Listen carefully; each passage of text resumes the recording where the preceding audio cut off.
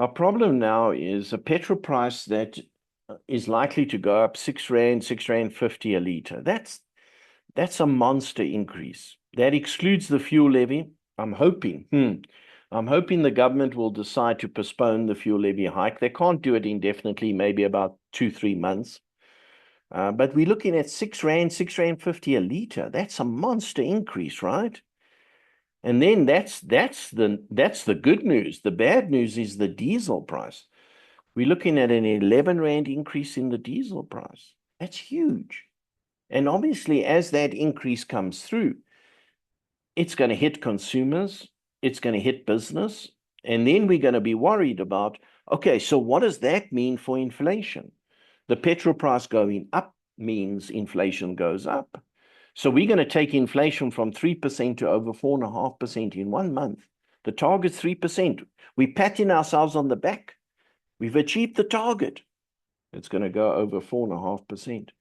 And then the longer the war continues, the more this becomes problematic because it's not just a short-term shock. It can become an embedded shock, which then adds to our woes. So, geez, this is coming along at exactly the wrong time for South Africa.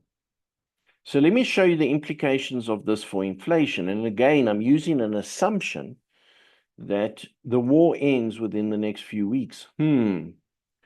So let's look at what the inflation forecast was before the war started. This is what we were looking at. And remember, we've got a target of 3%. This is a beautiful chart. The inflation rate came down to 3%. And look at the forecast. The forecast said we're able to keep this under control. So what did that mean? It meant we expected the Reserve Bank to cut interest rates twice this year, and we expected them to cut the interest rate twice next year. That's 100 basis points down. That's a full 1% expectation of interest rate cuts because we're pretty much achieving the new inflation target. That is what we were looking at. And then the war happened outside of our control. And because the wars happened, now we're looking at this as our scenario. And this is the best news. This is the good news scenario.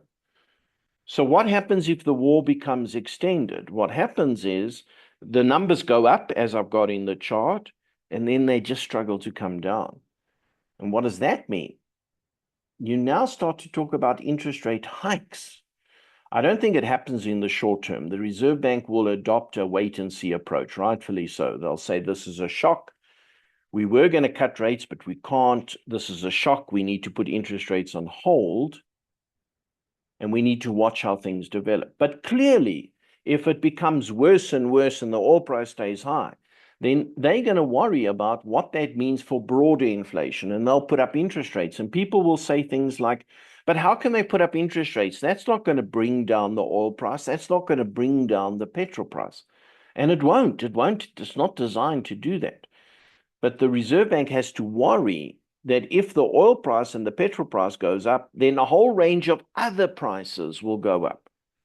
And they will worry that consumers will use their credit cards to fill up their tank and keep buying the same amount. And that will just fuel more inflation. And they want to achieve their 3% inflation target. And so the longer this carries on, the more they'll be forced to consider hiking rates.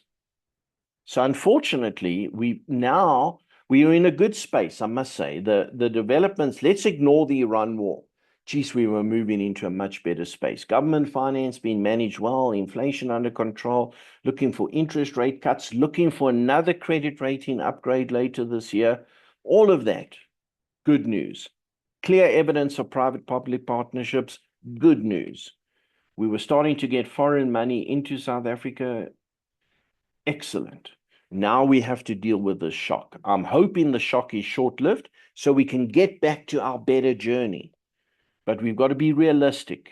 If this thing turns worse and the war is extended and the oil price stays where it is or goes higher, then it's going to cause more damage. I know that's bad news, but that's our reality.